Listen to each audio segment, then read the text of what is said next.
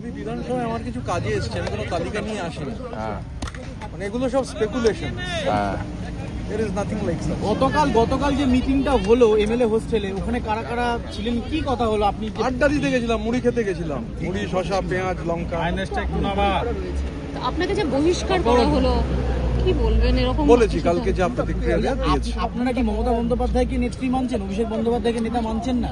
মমতা বন্দ্যোপাধ্যায় একজন খুব টল লিডার, তিনি আমাদের সবার নেত্রী। আমি পার্টি থেকে বহিষ্কৃত হতে পারি, তাতে মমতা বন্দ্যোপাধ্যায়ের প্রতি আমার সম্মান কমে যাওয়ার কোনো প্রশ্ন নেই। তার প্রতি যে সম্মান ছিল সেই সম্মানই সবসময় থাকবে। মমতা বন্দ্যোপাধ্যায় আমার নেত্রী, আমাদের নেত্রী।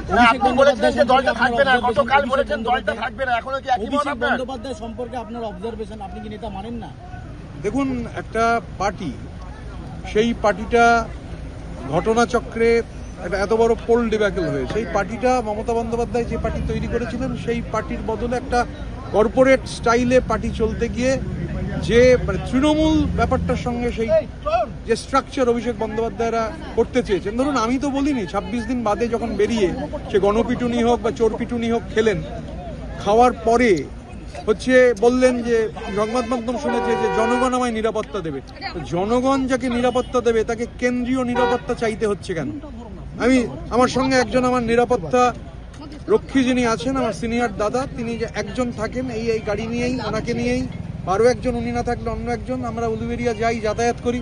গতকাল থেকে গদ্দার, বেঈমান এসব শুনছি, কিন্তু কোথাও চোর চোর চোর চোর শুনতে হচ্ছে না স্বাভাবিকভাবে। এবং সব থেকে বড় কথা হচ্ছে, আমি রাজ্য সরকারের কাছেও নিরাপত্তা চাইনি, আমি কেন্দ্রীয় সরকারের কাছেও নিরাপত্তা চাইনি। কারণ আমি এটা দেখছি যে উলুবেড়িয়াতে ভোটের আগে থেকেই দুর্নীতির বিরুদ্ধে যে সরব হয়েছিলাম, বিশেষ করে উলুবেড়িয়া সরকারের বিরুদ্ধে, এগুলো যদি মনে করেন যে পার্টিতে বলিনি, আইপ্যাককে বলেছি, পার্টি মানে তো আইপ্যাক, এই সংস্থাকে রিপোর্ট করতে হতো। তাদের বহুবার বলেছি, আমাকে যখন ভোটের দিন যে সাবাতজ করা হয়েছিল, আমি যখন দেখতে পাচ্ছি আমার এজেন্টরা বসতে পারছে না, দু ধরনের সই, প্রশাসনের কাছে একটা সই জমা পড়েছে আর পোল প্যাকেটে আরেক ধরনের সই। যখন বললাম যে আমি দুপুরবেলায় সাংবাদিক সম্মেলন করব, কেননা এটা তো চলতে পারে না, গোটা ভোট প্রথম 3 দিন ঢুকতে দেননি উলুবেড়িয়া সরকাররা, তারপরে ভোটে সাবাতজ করছেন, ভোটের দিন ওই ঘটনা ঘটছে, তখন বলা হয়েছিল উলুবেড়িয়া পৌরসভার চেয়ারম্যান ও দুর্নীতির শিরোমণি অভয় দাস, তাকে এবং আরেকজন আকবর শেখ, এদের বিরুদ্ধে ব্যবস্থা হবে। কিন্তু প্লিজ আপনি গুণাক্ষরে পুলক রায়কে নিয়ে কিছু বলবেন না, আমরা বাকিটা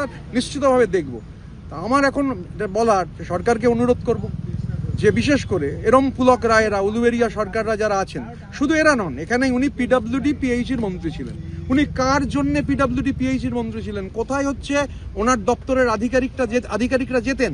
ওনার পিডব্লিউডির আন্ডারে যে রাষ্ট্রায়ত্ত আন্ডারটেকিংগুলো রয়েছে, মানে গভর্নমেন্টের, স্টেট গভর্নমেন্টের আন্ডারটেকিং, যেমন ম্যাকিন্টোস বার্নের এমডি, সেই এমডি কোথায়, ক্যামাক স্ট্রিটে কখন যেতেন, কবে যেতেন, সুমিত রায়ের সঙ্গে তার কি যোগাযোগ ছিল, সবই গোটা এটা একটা বড় নেক্সাস, পাবলিক মানি। আজকে আপনারা বলছেন না যে হুইসেল ব্লোয়ার, কালকে আমায় অনেকে বলেছেন যে হুইসেল ব্লোয়ারের কাজ। আমি আপনাদের এবার বলি, আমি নাম বলবো না, একজন বয়স্ক সিনিয়র সিটিজেন, আমি নামটা না বলে হচ্ছে আমি গোটাটা আপনাদের বলছি। আমি 1 মিনিট। ডিয়ার ঋতব্রত, আই নামটা বলছি না, সিনিয়র সিটিজেন রিসাইডিং অ্যাট, জায়গাটাও বলছি না, I have taken note of your recent statement in the news media wherein you expressed willingness to act as a whistleblower to expose corruption. As somebody actively engaged in exposing corruption, as somebody actively engaged in exposing corruption, I wish to draw your attention specifically to the malpractices of former Minister Pulak Roy in the Public Health Engineering Department. I am in possession of documentary evidences showing